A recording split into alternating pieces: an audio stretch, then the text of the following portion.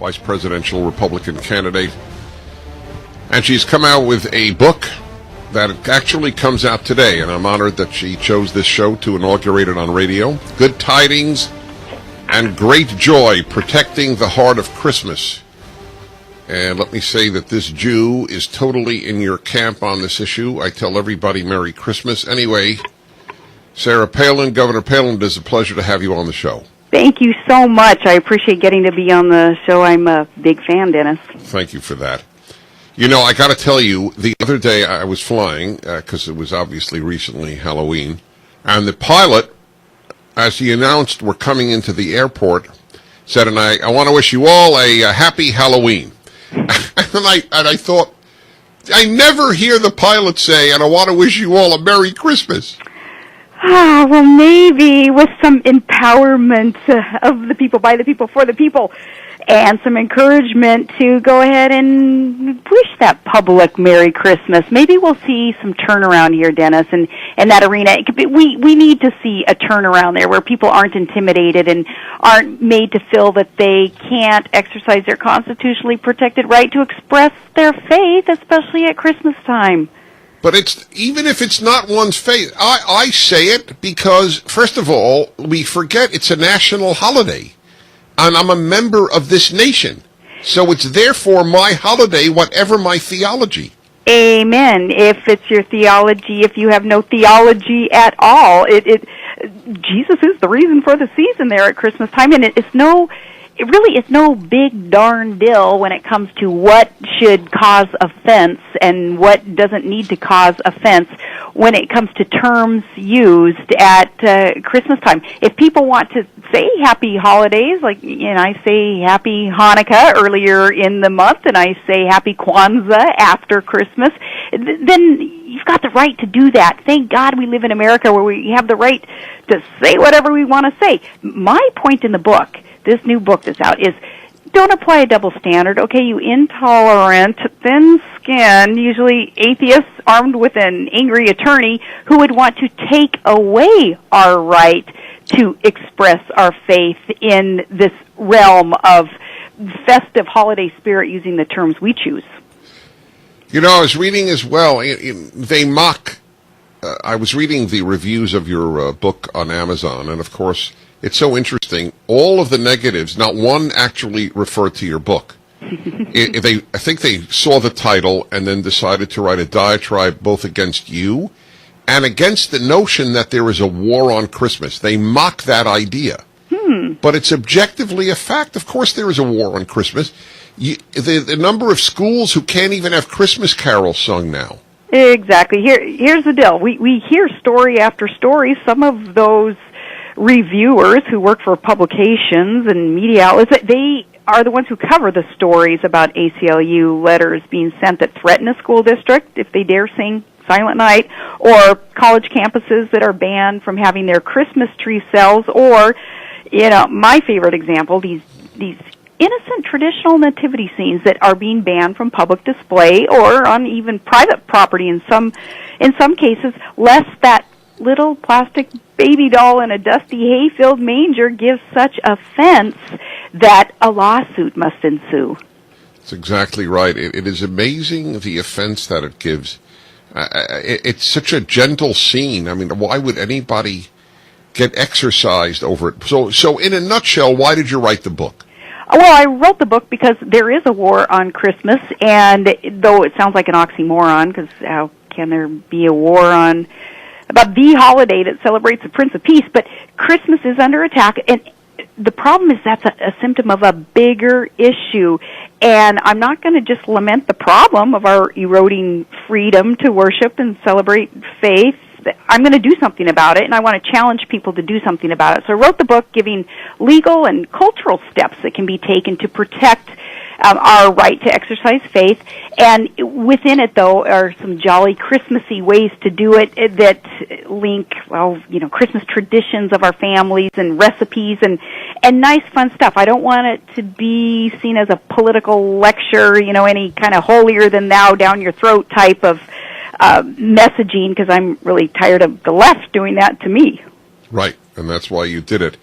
This is, again, the book by Sarah Palin is Good Tidings and Great Joy. The book is up at DennisPrager.com. I'm going to come back to the book in a moment, and I really do hope, and I know that many of my listeners will get it, whatever their religious persuasion, but I think it's a no-brainer for people who do celebrate Christmas. But I just, people know my strong feelings on this. An America bereft of Christmas is a worse America. It's really as simple as that. I just wanted to ask you a question, and I'm not going to get into politics with you, but I'm very curious, since I have you obviously on the line. You were so mocked for the whatever you had said in regard to there being death panels in the Affordable Care Act, or known as Obamacare. And then it turns out that you were entirely right, that because they're just called Independent Payment Advisory Board, the most innocuous Orwellian term for deciding who shall live and who shall die. Do you feel vindicated?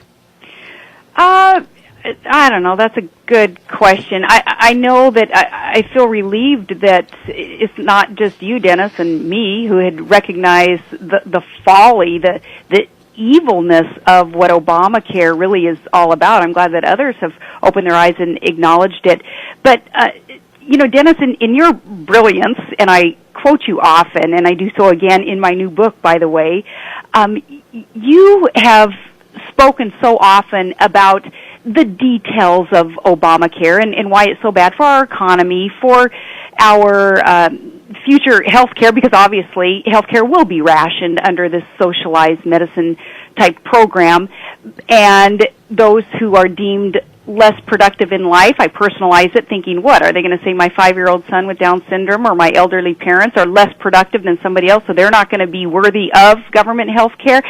You talk about the details of it, but more importantly, Dennis, you've spoken about not just Obamacare, but about the far left's agenda overall that erodes American exceptionalism. And I heard you speak once, it kind of changed much of my thinking. You were asked, what's your greatest fear in America? And you said, the fear is what happens when the next generation is not taught what it means to be an American in an exceptional America. And ever since you said that, I think about why is it that we are exceptional? Our government was set up to be different, to be what other governments take away or control, and it's all built on freedom. So when we talk about war on Christmas, war on faith, that inherent link between faith and freedom, when that is unlinked, when it is eroded, we become less exceptional, and heaven forbid the next generation think that that's okay.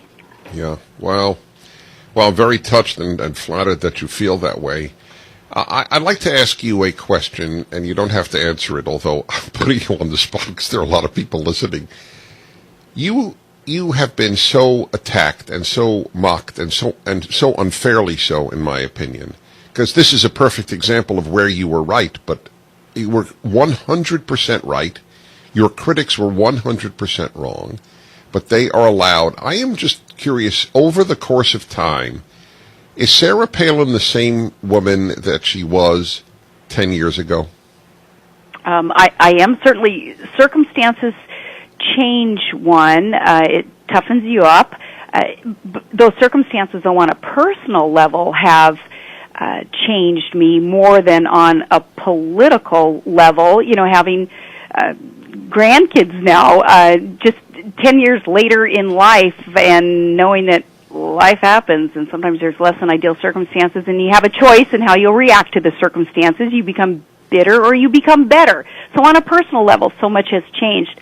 But on a political level, Dennis, I am the same person. I'm independent. I'll take on machines in both parties if they're not serving people for the right reasons, if they're trying to control people and take away our rights. Which is exactly what you did as governor of Alaska. Exactly. So same person, but I guess a more appreciative person when it comes to knowing that everything happens for a reason. Well, I appreciate the book, and I'm very honored that you came on to promote it the day it came out. Sarah Palin's Good Tidings and Great Joy, Protecting the Heart of Christmas.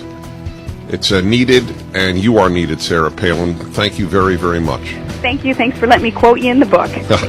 You're very kind. You truly are.